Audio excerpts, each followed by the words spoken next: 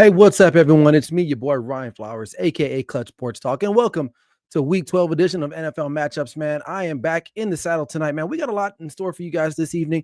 We're going to be talking about the Chiefs, the Kansas City Chiefs, as they stumbled last week in Denver against the Denver Broncos. A lot of people are counting them out. They've said that they lost their mystique. They don't have the magic anymore. I'll share my thoughts on that. Rough timing. Right? Shedeur Sanders gets some playing time this weekend against the Baltimore Ravens. Is it unfair for the haters to think that he can't play in the National Football League? Or does he have what it takes if given a week of preparation to get ready for an opponent and a game plan that is built around his skill set? I'll give you my thoughts on that as well. And it wouldn't be NFL matchups if I didn't break down every 14 games this week and give you my keys to victory as well as my betting odds this week in the National Football League. So sit back, relax, and enjoy the show. This is NFL Matchups with me, Ryan Flowers. Let's go. We're going to be here all day, baby. I like this kind of party. I like this kind of party, baby.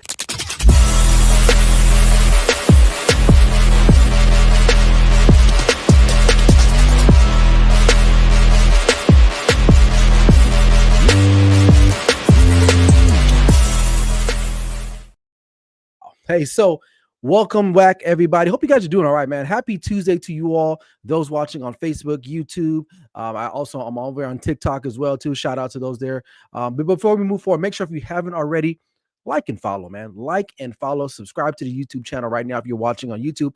Or if you're watching on TikTok, head on over to YouTube and subscribe to Clutch Sports Talk Podcast and get your NFL matchups as well. Also, check me out on the Grid Network. We have a bunch of other content creators that are doing their thing.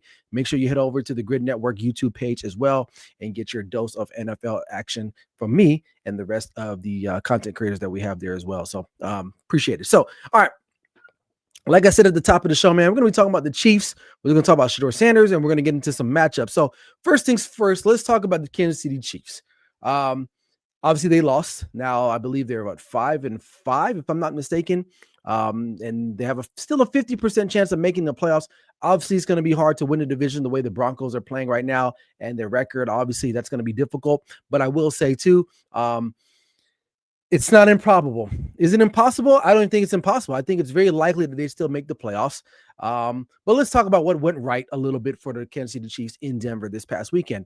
Now, the offense, although they did not get the scores or the offensive power that they needed towards at the stretch of the game, they were able to muster some points, right? Notably, that 21-yard touchdown pass and catch from Travis Kelce. He looked like pretty much old Kelce back then. It was kind of pretty fun to watch him get down the field like that. Defense had really good stops, especially in the fourth quarter, to give the offense a chance to try to win the game, take the lead. But despite everything that's happening with them right now, everyone is accountable in that locker room. And that's why I feel like in the end, they still have a really good chance of making a deep run into the playoffs right now. What went wrong for them? Obviously, and this is what a lot of people have been talking about, Mahomes just did not look like Patrick Mahomes. How many times have we said, oh man, if there's anyone in the league right now we want with the ball down whatever points you need, 2 minutes, 3 minutes, whatever the case may be, is Patrick Mahomes. Or we need a play from someone. Patrick Mahomes usually can deliver on that. But Sunday, he just didn't get it done. He just didn't get it done. Him and the offense failed to I wouldn't say close out the game, but make notable plays in that game that probably would have sent Denver Broncos packing. Okay. The offense did sputter in some times, and you can tell that he was smart. He was pressed, but he wasn't pressed. He did throw up an interception. I believe it was in the third quarter. Ill-advised throw. Not quite sure what he was doing there. But he didn't look like Patrick Mahomes. And that's okay. And that leads me to this, right? As far as their playoff outlook is concerned, listen, they're 5-5. They're still right in the middle of it right there. They're still in the hunt. It's not doom and gloom for them. They got a big one this weekend, I believe, against the Colts. I'll talk about that game too here later on. But it's listen, again, with the social media stuff and the internet, this is what people got to understand, man. The NFL, and just like any other sport, it's a marathon. And I don't like to jump to conclusions on a week-to-week basis. I like to use information that's given to me, and also not just stats or information, the eye test. Okay, You look at the Chiefs. Yes, they're 5-5, right? Let's break down the losses that they've had. Okay, opening night or opening weekend, you got to go to Brazil. Your one of your better receivers gets hurt. Literally like the first series of the game, he's out. You I wouldn't say they were going to win that game, but they kind of made it a game late, right? They almost won that game. Very close game. Second loss, I believe, was what to who was it? So they lost to the Chargers. I know they lost to Jacksonville Jaguars. That was a close game. You lose to Philly at home in a close game. You lose to Denver this past weekend in a game that you probably could have won as well, too. So, listen, all these games that they've lost, they could easily be undefeated in those games. And I'm not going to say that the magic is gone. Obviously, some luck does play a part in this, and it happens sometimes. You can easily say the Broncos could be 5-5, right? Look at the games that they've won miraculously. So I'm not going to say that they've lost their magic and that they can't win another Super Bowl or get back in contention, because they absolutely can. Because at the end of the day, as long as Patrick Mahomes, Andy Reid, and the rest of that team has breath, they have life, they're still going to be a team. And I get it. I know it sounds ridiculous because they're not even in the playoffs right now, but the fact of the matter is that they're probably going to get in the playoffs. And if they get in the playoffs, do we still trust Bo Nix? Do we still trust who else right now could be in the playoffs? Maybe the Ravens, right? The way they keep rolling. Or who else is out there? Daniel Jones, right? These are guys that the Chiefs are going to end up having to play again, possibly. Maybe Josh Allen, right? We know how that story goes in the playoffs against the Bills. So to say that they're done and their magic is gone, it's a little premature, because for all intents and purposes, they're still the defending AFC champions. And again, they've lost a little bit of their luster over the last couple years. I will say that. And maybe that Super Bowl loss to the Eagles kind of devastated them, because we've never seen them get just destroyed like that. But this is a good team. This is a veteran-laden team with the Hall of Fame quarterback, Hall of Fame tight end, Hall of Fame head coach, arguably a Hall of Famer defensive coordinator in Spagnuolo. So they're not going to go into the winter night. I'm telling you that right now. And if you believe so, God bless you, because I don't think you understand how this is going to work out. Now, will they win the Super Bowl? I don't know, man. I mean, look, who really guesses the Super Bowl like that? Not a lot of people can. It's very hard. Again, this all goes back to the whole fact that this is a marathon, and you can't just say, oh, well, they lost to Denver, they're pretty much cooked, they don't have it anymore. Because for all we know, they can come back next week, and I believe it's the Colts, and correct me if I'm wrong, and they might blow out the Colts. And a lot of people think the Colts are a really, really good football team. And I think they are pretty good, but let's just be real. Like, it happens, folks. Look at the Eagles. Look how they're winning. A lot of these games they probably could have lost. They could have lost the Cowboys the opening night. They probably should have lost to the Chiefs, right? There's a bunch of games that they probably should have lost, but they ended up winning. And so that's why I can't go off of the win-loss record sometimes. Sometimes I got to trust my own eyes, and I've watched enough football to understand that this is still a good football team. Denver's defense is elite, and Bo Nix actually played pretty consistently this past Sunday, and to me, that was the difference at the end of the day. Now, are we going to see Bo Nix play like that all the time? Probably not, because to me, there's enough film on him that, like, he's not a consistent player. He's still a young guy, only second year in the league, especially second league as a starter. So let's just be real here. So let's just hold back and just gather and be collective with our thoughts and assumptions that this team is pretty much done. I don't think they're done. I still think that they're going to get a chance to make a deep run in the playoffs when, in fact, they do get into the playoffs. So, I mean, overall, this team is not going anywhere anytime soon. There are some warning signs that it's slowing down, but I don't think it's all the way gone as of yet. I think Mahomes still has a lot of meat left on the bone, and one game does not erase a whole body of work in regards to the career that they've that they've built upon. We got some comments here on TikTok. He said, oh, let me see what he says here. We got a question. I just traded Shakir Tucker for Javonte Johnston.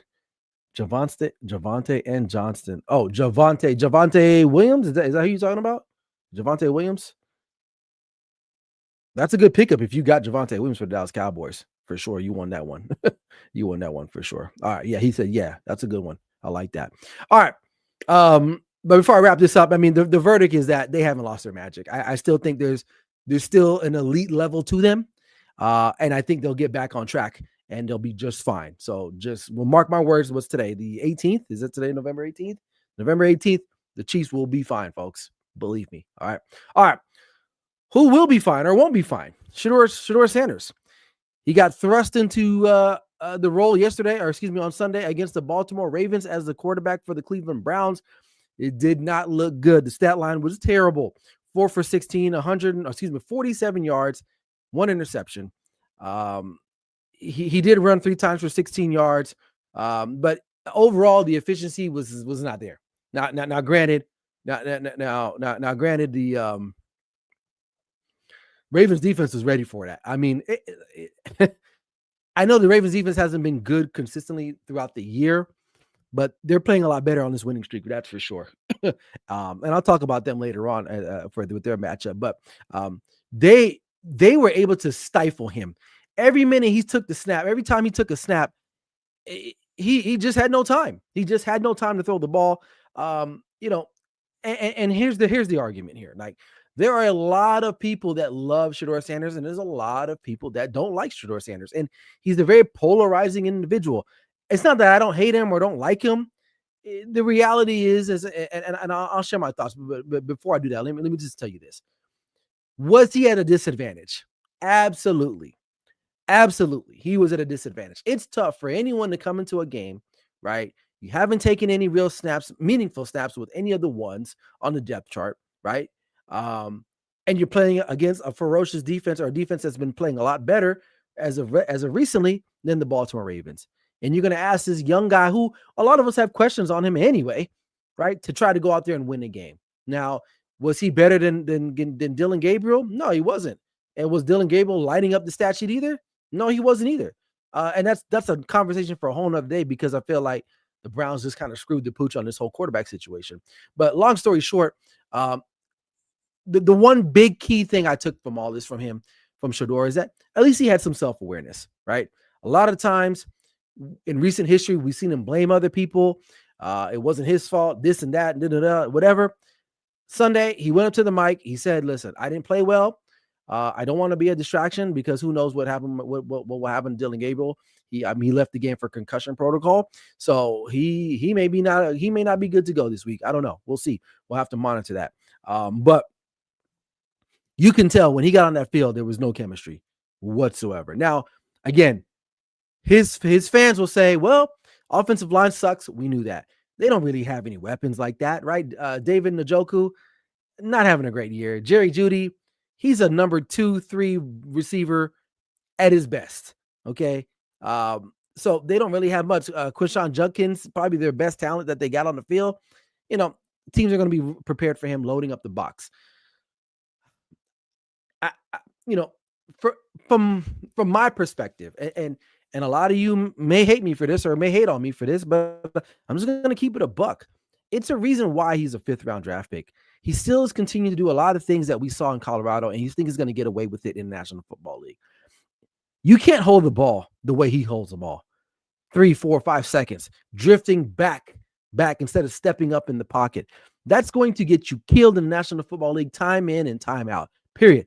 Did I play in the National Football League? No, but I've watched enough football. I've coached enough quarterbacks to understand that you cannot drift back in the pocket. You need to either climb the pocket or get rid of the ball. Now, I will give him this. He was more willing to throw the ball down the field and push it. But again, that could just be a physical attribute that he has better than Dillon Gabriel. Dillon Gabriel is really short. Shedeur Sanders can see over that line way better than Dillon Gabriel ever can. So, my overall assessment was, let's see how he does if he gets a starting opportunity with a full week behind him of preparation, understanding what's going to be required for him. The offensive coordinator, the offensive coaches there can get behind him, give him some plays that he can run and be somewhat efficient, and then we can go from there. I'm not going to judge him off of that just little tidbit of action that I saw, because it wasn't fair to him. Do I think he's going to light it up? Absolutely not. I don't think he will. I just don't think it's his skill set. At best, he's probably a backup quarterback in the National Football League. And then that's just my fair assessment. Just what we know about him from college and what we've seen a little bit just around. Could he improve? Absolutely could. But I don't think it's going to be any much better than what we saw this past Sunday if he's given an opportunity. And some people may say that's hating. It's not hating. It's just a fact, because this is the biggest problem with Shedeur Sanders. It's not even him. Okay. I think he's a likable guy, a little cocky, whatever, but I think his heart's in the right place. It's his fans. It's his fans. It's because they were crying about, oh, well, he's way better than Dylan Gabriel. He just needs an opportunity. Okay, well, he got an opportunity and he didn't do much with it. Granted, oh, well, then now, oh, the line wasn't good. Oh, this and that. So they keep moving the goalposts. The same way how they were saying that the coaching staff or the Cleveland Browns are moving the goalposts for him. Now his fans are saying they're moving the goalposts. So, like, I don't know which one it is. And I think that's why a lot of people don't like the kid or they want to see him fall or fail because of his fan base. Like they call him prime sexuals. I think that's what I've heard some people refer to his fans as. But it's like he can do no wrong. And the fact of the matter, he's still a young player, man. He's been coached by his dad his whole entire life. He's in a situation now where he has to be coached by somebody else that isn't his father. And sometimes the reality is that Kevin Stefanski is probably not looking to set him up for success like that anyway, because for all we know, Kevin Stefanski may not even be here next year. So, and if that's the case, Shedeur Sanders probably won't even be a Cleveland Brown next year either. Okay. So I don't have these grand visions of him coming in, getting a week of preparation, and then just coming in and lighting it up. And if he does, I'll be the first mofo to come on here and say, you know what? I was wrong, right? But again, just like I talked about the Chiefs, it's a marathon. The world that we live in today is a microwave dichotomy where you're good today. Oh my God, you're the greatest of all time. You suck. Oh my God, you're the worst of all time. So I'm not doing this shit because it's clickbait. I'm not a clickbait kind of guy. You rarely see. I mean, honestly, if I don't even have time to post clips, really, that's one of my biggest problems. But I'm not saying anything because I'm trying to get a rise at anybody. I'm just speaking from my truth and what I see visually with my own 2 eyes or 4 eyes because I wear glasses, right? But at the end of the day, will he be the next stud quarterback? Probably not. Probably not, because he went to one of the worst franchises that you can possibly go to.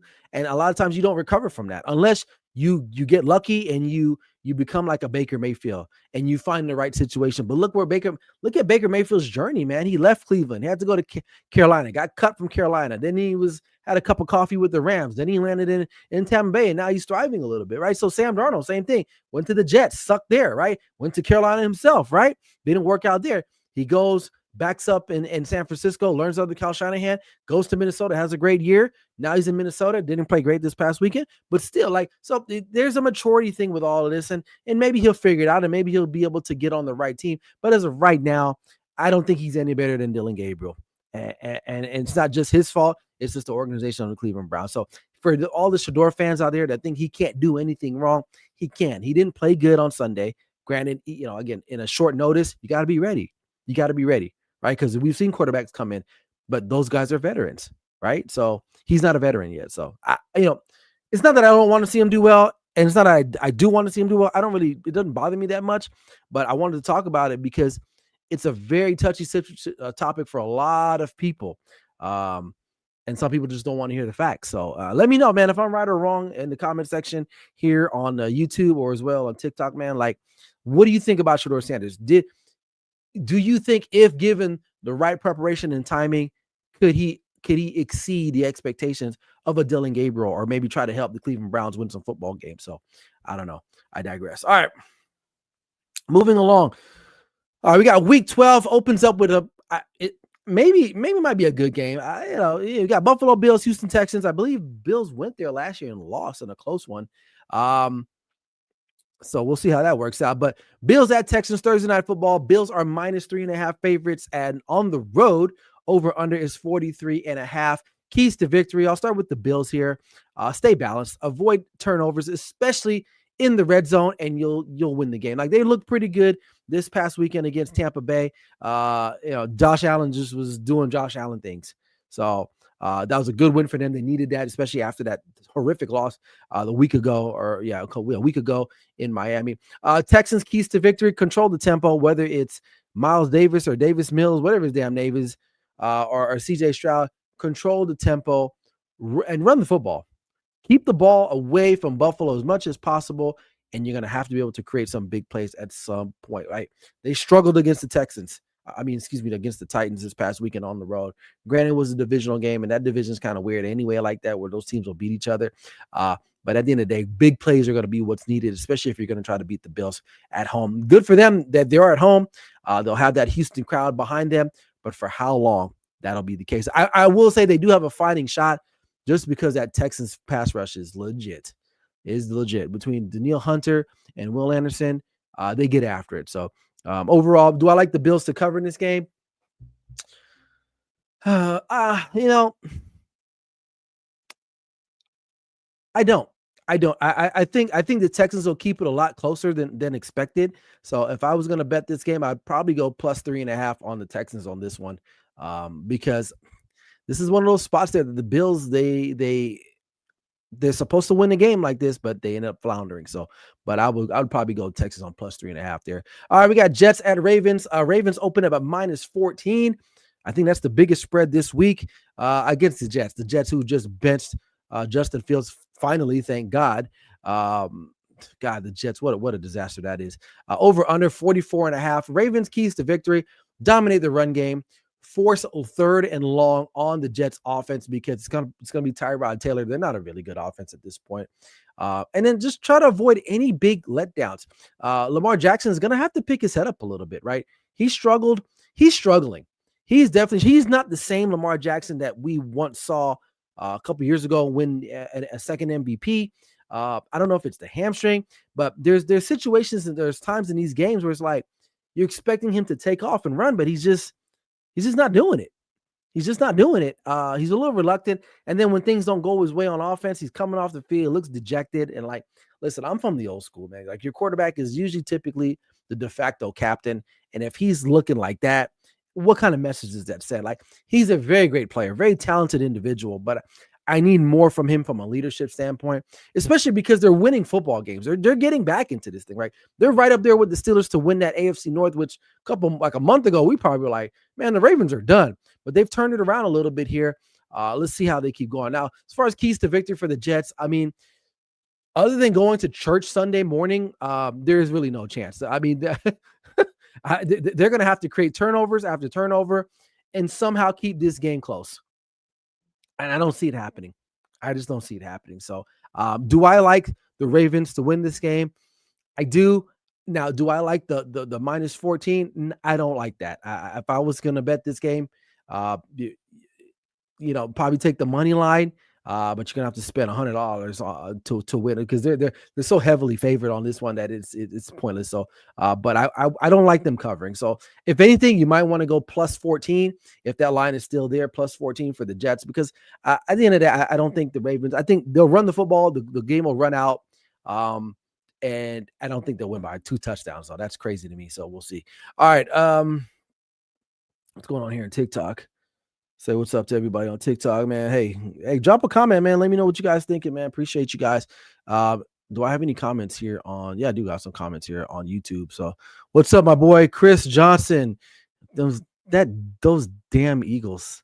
He says, let's go birds. Man, to hell with them. And I'll talk about them later here in a second. But all right, let's go. Let's keep it moving here. We got Seahawks at Titans. Seahawks minus 12.5 on the road.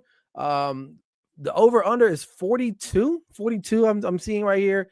Listen, Seattle, I won't say brutal loss, but it was a moment for them to try to what's going on here. It was a moment for them on the road against a division rival to kind of like set the record straight that like they're here. Sam Darnold did not play good. 4 interceptions, if I'm not mistaken. I don't know. It's just obviously now you're playing the Titans. What a great team to bounce back on. Is the Titans. As far as keys to victory, after a loss like that to the Rams, you want to start fast. You want to jump out in front of them like the way they did Arizona a couple weeks ago. In Arizona, just like 35-0 quick in the first half. I think if you do that, it rights the ship a little bit. It gives them a little confidence. And I think you're good. As far as Tennessee's concerned, kind of like the Jets, you're gonna have to just kind of, well, number one, you have to keep your quarterback upright because this is one of the best front sevens in the National Football League. It is. If you throw on that tape, they don't have to blitz much. They get after you. The corners are ridiculous. They're so deep at corner. It's pretty remarkable. But the Titans, I don't know, man. Get lucky, make some big plays. Calvin really out for the year. You have no more Tyler Lockett. Really, Tony Pollard is your only real weapon as far as receivers are concerned. You're pretty much cooked. Uh, if there's a team that I think will cover this week, even with a double-digit spread, it's probably going to be the Seahawks.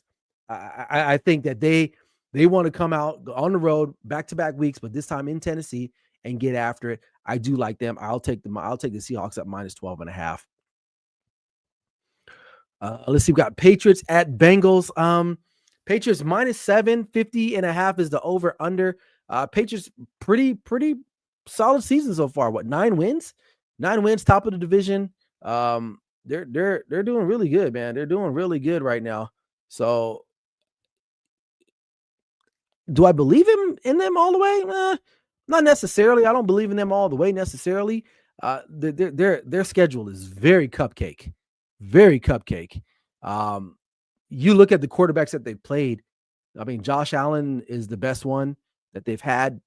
They did beat them. That's a good win. And then Baker Mayfield. So those are the two credible wins. We'll see in the playoffs. I will say that. As far as to this game, be physical. Be physical. Continue to be physical and continue to win on third downs, whether it's on offense and defense. I think you have a moment here against the Bengals because they're gonna be down Jamar Chase after that incident he had last week against Jalen Ramsey. So you know they can get after them real quick. Joe Flacco, he's 48 years old, right? So Bengals, again, try to keep pace as best as possible, man. And they're gonna have to find a way to generate some explosive plays. As simple as that. No Jamar Chase. So that's going to be a problem. So in the end, if I'm betting this game, I'm going to take the Patriots to cover this game. I think this is a no-brainer for me. My boy Team Zamora says Patriots cover that. That's what he said. Yep, Patriots cover that. I think we're lockstep in that one. Let's see. We got Colts at Chiefs. This is a big game. Chiefs at home minus 3.5. 50.5 is the over/under. Chiefs, pretty simple, man. Be efficient. Be efficient. What I would want to see from them is that they get after it early and often on offense. Take that deep shot, get out in front of the Colts, let them play from behind, because the Colts' best asset or their best player is Jonathan Taylor. And if you're behind double digits, you pretty much neutralize him. So if they can get explosive plays early and often that result in scoring possessions, absolutely for it. I feel like defensively, they're going to have to try to slow down Jonathan Taylor somehow, some way. But I think their offense can help in that regard. Colts themselves hit explosive plays, whether it's Jonathan Taylor, whether it's Tyler Warren, whatever the case may be, get after it. Because if they're chasing, it's not going to be good for them because you won't be able to use Jonathan Taylor. So, but in the end, though, I don't like the Chiefs to lose this one at home. I like them not only to cover, but I like them to just win. Straight up, if you're going to do one or the other, but I think they'll definitely cover. It'll be a good game, but in the end, I like the Chiefs. We got a question here. It's a fantasy question on TikTok. He says, "Should I get the Steelers or Packers backup running back for Pollard?" What was the guy's name for Pittsburgh? Man, it's right at the top of my head. God, I forgot his name. He had a really good game. The Packers, I would stay away from them really as far as any type of their offensive players because they're so inconsistent in my opinion. I don't think I like the Steelers guy better. Basically, that's what I'm telling you there. So let's see. Team Zamora says I'm taking Colts. Chiefs should be more than 3.5 at home. So really, it's a pickup. Yeah, I would agree with that. I just don't see them losing this game. This is a must-win game. I just kind of put them on this pedestal about 20 minutes ago. They got to win this game. so I'm going with them. I just don't see with their backs against, because you can't go 5-6, man. You can't go 5-6. I think the Colts got a little bit more wiggle room. They can lose a game here and there and still make the playoffs because they'll end up winning that division. But the Chiefs have to keep pace with some of these other teams that have a little better record than them. So I just can't see them losing. All right, we got Vikings at Packers. Oh man, Vikings. JJ McCarthy. It ain't working out, man. I've seen enough, honestly. I feel so bad for guys like Justin Jefferson, this is gonna sound crazy, but it's almost like if you don't do anything within, obviously they may not do nothing this year, but at least next year, you got to get rid of Justin Jefferson, man. And I put him and guys like Max Crosby, superstars that are like on these teams that are not going anywhere anytime soon. Like, and to me, the Vikings, although they were on a trajectory last year, it's like everything is reversed on them over here. But in regards to this game, Packers are favored. They're at home. It's -6.5. Over under 43 in some books. I've seen 41. As far as the Packers are concerned, um, they got to be steady with the offense. Jordan Love has to be more efficient, right? He can't have these weeks where he's like amazing, throw for 400 yards, and then next week he's like barely getting to 100 and something yards at halftime. So he's going to have to be more consistent with that. The injury to Tucker Kraft really throws a wrench in this offensive game scheme for Matt LaFleur and the rest of this Packers team. We already know that their defense is pretty much geared. It's an elite defense. When you add a guy like Micah Parsons and the rest of the defense, they should be good to go. As the Packers are concerned, the Vikings are concerned. Like, with this quarterback play, you're going to have to get him extra possessions because he's not going to be efficient enough to just get your average run-of-the-mill possessions that you would get if you didn't get any turnovers. So this defense is going to, again, Brian Flores and his defense is going to have to put it all on themselves and say, you know what? We're going to have to get after. We're going to have to get turnovers. Hell, we might even have to score, right? But we're going to have to help our quarterback. We're going to have to get him extra possessions to win this game. And for the love of God, please, someone, tell someone to get the ball to Justin Jefferson. I know, I get it. People are game planning for him, but Jesus Christ, he's arguably one of the better receivers in the National Football League, and he's just kind of like, he's just out there. And kudos to him, man, because he could easily be acting like a wide receiver diva. He isn't, and I respect that about him because he knows what he's dealing with. He's got a young quarterback, but for the love of God, Kevin O'Connell, do something. You're supposed to be this offensive guru. Do something. Please. At the end of the day, I do like the Packers to cover at -6.5. So I'll go with them. Teams more says Vikings getting smoked. McCarthy is bad. I agree. He says gotta trade Jefferson away, let him go win somewhere else. Absolutely. It's guys like him, like I said, Bax Crosby. Who else is like that? At top of my head, I can't think of anyone like that. That just they're generational talents, but their teams suck. So it is what it is. All right, Steelers at Bears. This is an interesting game because I don't really have any faith in both of these teams, and their fan bases will probably be upset that I even said that. But nonetheless, Bears -3, over under 45.5. Let's start with the Bears. They're the favorites. The defense is good. They're solid. They're decent. They're going to have to find a way to get after whoever the quarterback is. I don't know if it's even Aaron Rodgers. I think he's out. It might be Mason Rudolph. So, okay, that's a win for them, for the Bears in that regard. So offensively, continue what you're doing. Ben Johnson is doing a pretty good job on a weekend basis with Caleb Williams. I still don't trust Caleb Williams at the end of the day. I think Ben Johnson is still kind of disguising him a little bit. But, hey, the name of the game is to win. They're doing that. As far as the Steelers are concerned, you're going to have to run the football. Run the football, be aggressive, and capitalize if you can get some turnovers. The defense has been playing pretty solid the last couple of weeks. Continue to ride that wave. Again, kind of like the Vikings, your defense is going to have to be at the forefront in order for you to win this football game. This game is on the road. However, though, I do like the Bears because they have their starting quarterback. If Mason Rudolph is the guy, I don't think he's going to be good enough. I think Caleb Williams will outlast him, even if it was Aaron Rodgers, because Aaron Rodgers is probably not that healthy to begin with. So I'm going to go with the Bears to win this game. Straight up, I'll take this one straight up. I know it's close where it could be a pick 'em, and it might even drop down, but I do like the Bears of this one. All right, we got, let's see here. We got Jags at Cardinals. Man, Cardinals, dude, belt to ass 2 weeks in a row. Just getting throttled.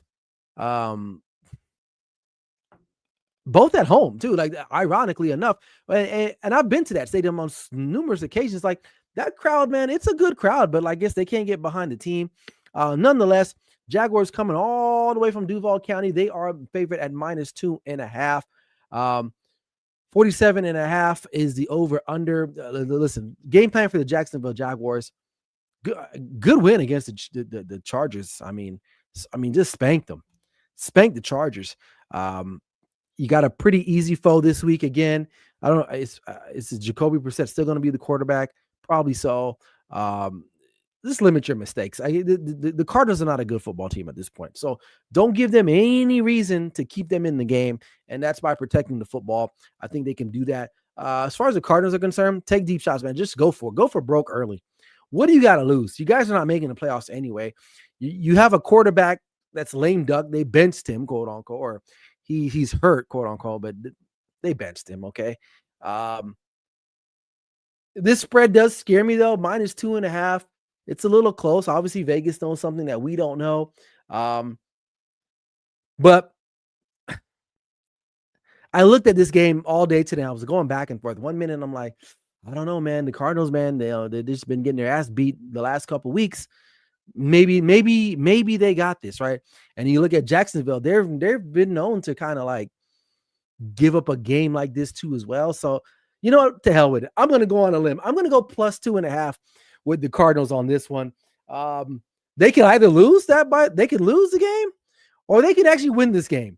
So I'm going to go with the plus 2.5 on this one because although the Jaguars did beat the Chargers pretty handily, they're just a team I don't believe in like that. Like if this was if this was like the Niners or something, like I would probably feel more comfortable, right? Because they're well coached. Not to say that Liam Coleman isn't a good coach, but it's something about Jacksonville I don't trust, especially with the whole traveling from the East Coast to West Coast. I know the West Coast, East Coast thing is kind of a thing, but I'm just gonna go on a limb here and just go with the Cardinals at plus 2.5. Though that's my take. Let me know what you guys think on that one. Am I tripping? All right, Browns at Raiders. I mean, you want to talk about the shit bowl? This is the shit bowl. You got Browns. You know, if it's Shedeur, if it's Gabriel, who knows who's starting. Raiders are actually favorite at home on this one.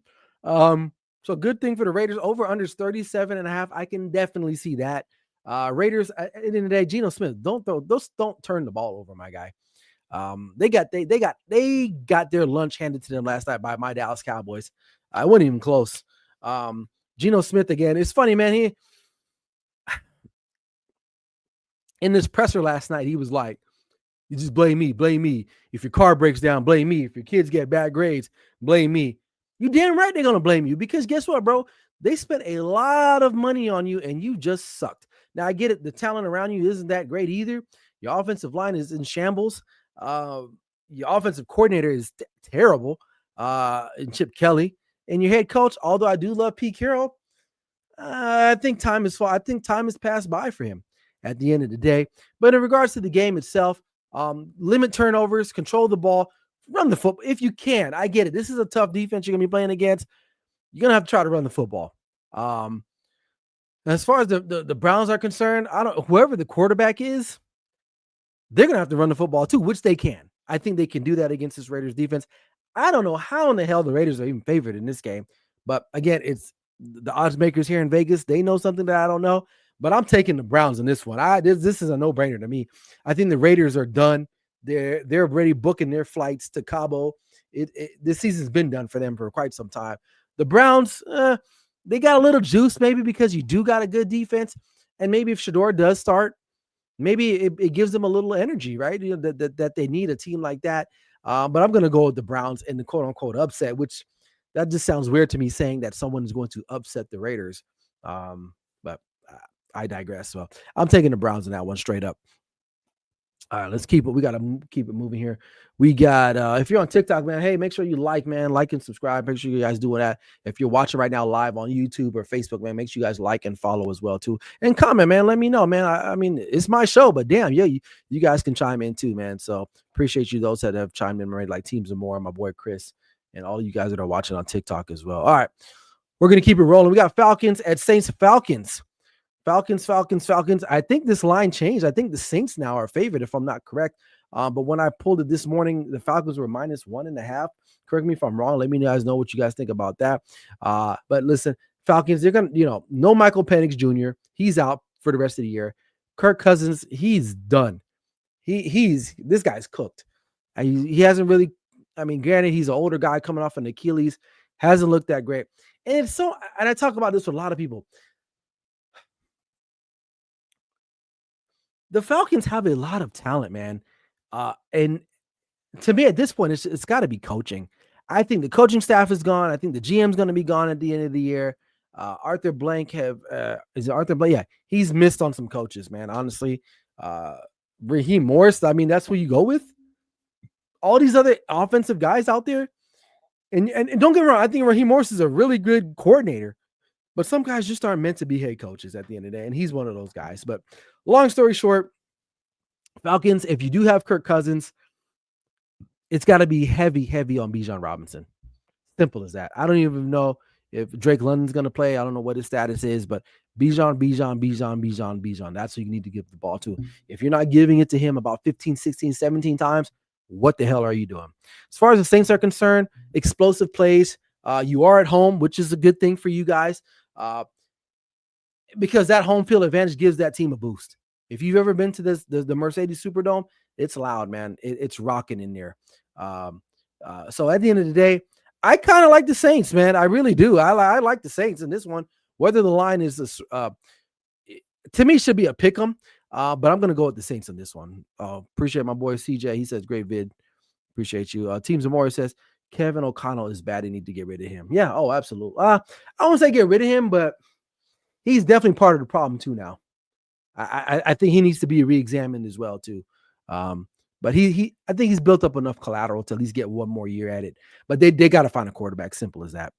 All right, Buccaneers at Rams. I believe this is Sunday night. This is a Sunday night game, if I'm not mistaken. Yeah, it is Sunday night game. Buccaneers. They were looking pretty good, and then injuries came into play. Now the Rams are -6.5 at home, looking pretty solid. Good win against the Seattle Seahawks. Over under is 49.5. It's pretty simple for me. The run game is going to be essential as usual, like it is in any offensive game plan, especially for the Rams, because they like play action with Matthew Stafford. And you got good guys like Devontae Adams, Puka Nacua. Your tight ends are pretty solid. I think that's really good. So if they can do that, control the tempo, I think you'll be fine. Buccaneers, they're going to have to be very aggressive early and often. Emeka Egbuka, the rookie wide receiver out of Ohio State, if he's going to give it a go, you got to feed him the ball. If they can run the ball, I think they got to find a way to run the football.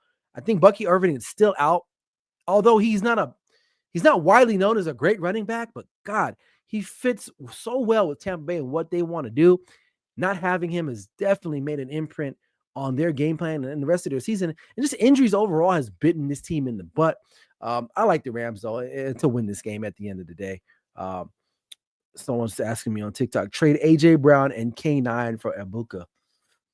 Oh, yeah, I think so, because at least they're trying to give the ball to Emeka Egbuka. I don't think the Eagles are trying to give the ball to AJ. AJ Brown might have one good game after every 4 or 5 games. So, all right, almost done here. We got Giants at Lions. Lions -9.5. I'm looking at my notes here. -9.5, over under 49.5. Giants, I mean, listen, Jameis Winston, valiant effort last weekend against the Packers. Jackson Dart, I honestly, I wouldn't even play Jackson Dart if I'm the Giants. I wouldn't shut him down necessarily, but I would give him another week. I wouldn't put him up against this Lions team and like Aiden Hutchinson, especially because they're going to be out for blood after losing that game. Now, -11.5 is up there, but if there's a team that can do it, I think it could be the Lions. Now, keys to victory for the Lions, your head coach, don't be stupid. I was talking about this last night with my cousin. We were talking about the game on Sunday night, and I kind of digressed a little bit, but I gotta get this off my chest. That was very negligent by Dan Campbell on Sunday night, going for 4th down conversions like 6 times or something crazy like that. Like, I get it. In life, sometimes you gotta show up and just lay it all on the line. Drop your nuts in front of everybody and say, "Bam, I'm here," right? And there's another time where you got to be like, "Nah, probably not a good time to expose myself at this point." And I think in that game, and him going for it, shortening the field for the Philadelphia Eagles, a team that's struggling offensively, giving him short field, to me was very negligent. Very negligent. Okay. Not kicking a field goal, getting points. What was the final score in that game? 16-9 or something crazy like that? And that was what concerns me with Detroit. I think Dan Campbell has built up a very, very good program there. He's especially because the Lions have been just the doormat in the National Football League for quite some time. But it's that bravado sometimes that gets in the way of actual logical thinking. And I get it because the thing now is analytics, and they're saying that you should go for it. But it's like sometimes it's like, nah, man, we got to take the points, dude. We got to take the points. And they did it, and they ended up losing the game. It wasn't because the referee made a bad call at the end of that game. Dan Campbell lost that game for his team at the end of the day, in my opinion. Offensively, it hurts to not have Sam Laporta, of course, right? He's going to be gone for a couple of weeks here. But you still got Amon-Ra St. Brown. You still got Jahmyr Gibbs. You still got J-Mo. You still got guys that can get it done. But when you're just constantly just trying to show how big your dick is, and sometimes it's not gonna work out for you. And that was a prime example of Sunday night that it didn't work out for him. But in regards to this game, just listen, control the game, control the trenches, which they should be able to do. No problems there. As far as the Giants are concerned, again, they don't have any firepower whatsoever. Big plays, you're gonna have to get lucky. And I know that's not really like great analysis, but it's what else can you say? I mean, they're gonna have to scheme up ways in order to get big plays, whether it's Jackson Dart or Jameis Winston, whoever your quarterback is, but they have no chance. So long story short, I like the Lions to cover at minus 11.5. All right. Here's a big one here. Eagles at Cowboys. Now, hopefully CJ is listening to this one. And I guarantee he's going to put up that stupid emoji with the damn birds here in just a second, right? But anyway, Eagles, Cowboys, Eagles favorite on the road, minus 4.5. Over under is 50.5. Eagles are going to have to exploit mismatches. And to me, the clearest mismatch is the wide receivers and the cornerbacks. There it is. I knew it. I knew he was going to drop it. I get it. AJ Brown, very disgruntled. Hasn't been getting the love or the qualm for those who watched the movie Jerry Maguire, the qualm. I'm really selling my age right here. Cuba Gooding Jr. wanting the qualm. Hasn't been getting it. Devontae Smith, it's kind of similar. He does have some big plays every now and then, but the Cowboys secondary is not good. It's not good. Deron Bland is a nickel cornerback playing as an outside corner. That's not his thing. Right now, they did bring a guy back from IR who they have a lot of hope. I think his name is Revel Jr. Pretty big guy, like 6'1", 215, pretty physical guy. He's unproven yet, but you have one of the best wide receiver duos in football. You got to exploit that. It's simple as that. Like the Cowboys' defensive line is much improved. I do like that. I'm not saying I do like that matchup. I'm very intrigued on the trenches. Because the Eagles center guard combo is not great this year. Their offensive line is not that good this year. And the Cowboys have improved that. Now, of course, everyone's going to look good against the Raiders. So I say this to what was that? I say that to say this. The Cowboys defense looked good minus it was the Raiders. Simple as that. It was the Raiders. Okay. This is going to be a good test for both teams. Number one, I feel like the Cowboys offense is going to be playing against a really good, much improved Eagles defense. Adding guys like Jalen Phillips, getting Brandon Graham back to help bolster your defense up front is a big thing. And the Cowboys, this was a game in week one. Jalen Carter, if he doesn't spit in anybody's face, is going to be a go. So that's going to be interesting. The trenches is going to be a very, very, very fun matchup. As far as the Cowboys are concerned, try to stay balanced. Run the football. Dak, don't turn the ball over. And if your defense can get off the field on third down against the Philadelphia Eagles, then the Cowboys definitely have a shot. They definitely have a shot. So with that said, and I know I got my Cowboys sweatshirt on, and a lot of people are going to say, oh, he's a Cowboys fan. He's going to be a homer. I got a feeling the Eagles are going to lose to the Cowboys in a close one against the Cowboys. I feel it's gonna be a good game, but I think the way CeeDee Lamb's, George Pickens, the way the offense was humming or as overall consistently been humming, the Cowboys can get them. I think they can. And I think they'll do just enough in the line in order to protect Dak Prescott.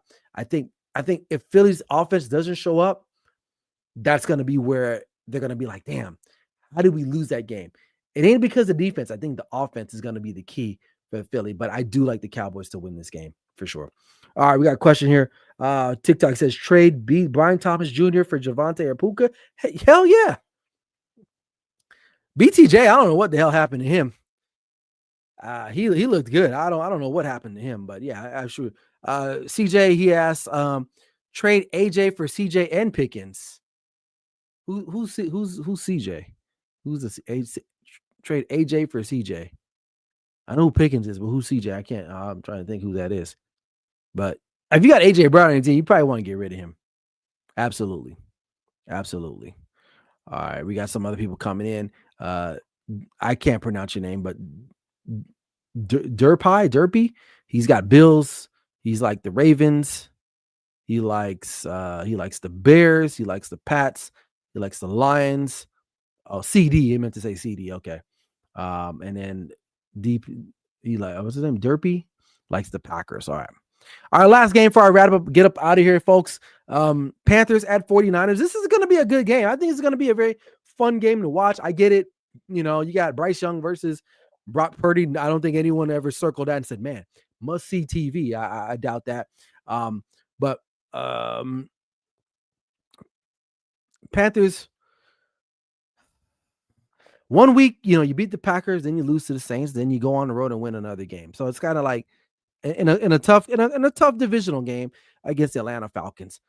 49ers, to me, man, I give a lot of respect and credit for their coaching staff. The way they get every ounce of performance and efficiency out of the guys that they have left who isn't on IR is remarkable. And that's why they're favorite. Even beside all that, they're favorite, man. Minus 6.5, over under 47.5.